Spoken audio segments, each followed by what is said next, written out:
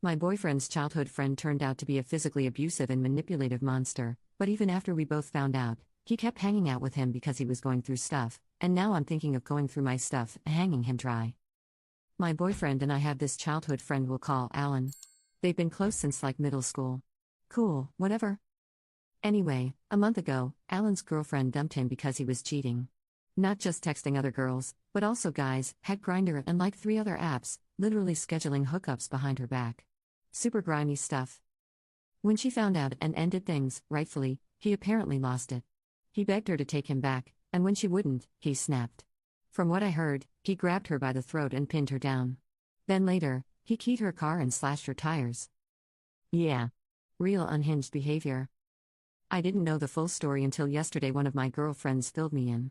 I had seen my boyfriend hanging out with Alan a few times recently, but I thought it was just like casual, checking in on him stuff. Once I found out what really happened, I was livid.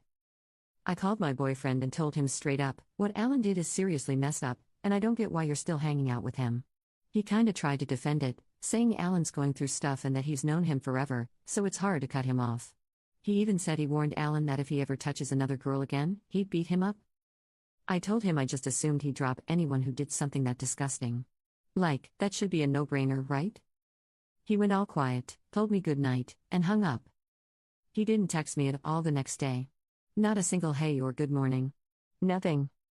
So I talked to my mom about it, because moms are wise, and she helped me write out a message to try and explain where I'm coming from.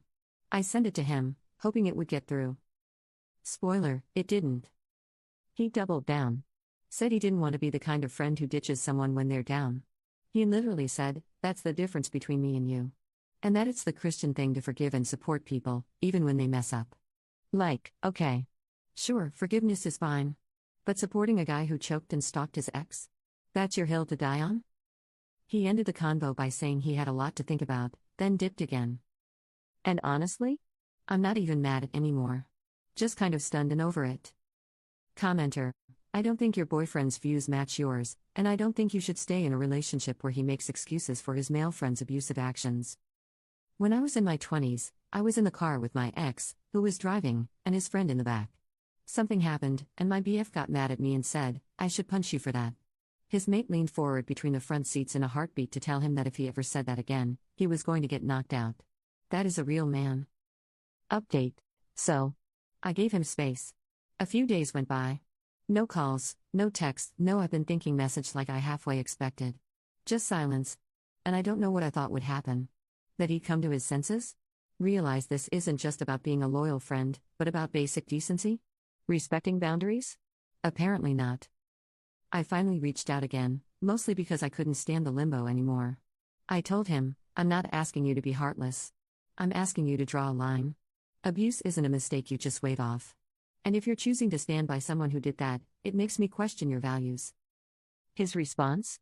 A whole wall of text about how I don't understand male friendship, how he's trying to be a better influence for Alan, and how it's not his job to police his friends.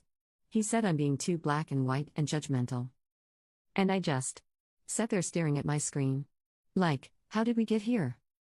I told him flat out, if you want to be friends with a guy who choked his girlfriend and vandalized her car, that's your choice.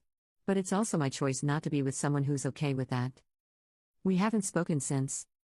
I think the saddest part is realizing that the guy I thought I was building something with someone I trusted doesn't really see the problem. Or maybe he does, but not enough to act on it. And that says a lot. So yeah. I'm heartbroken, but I'm not confused anymore.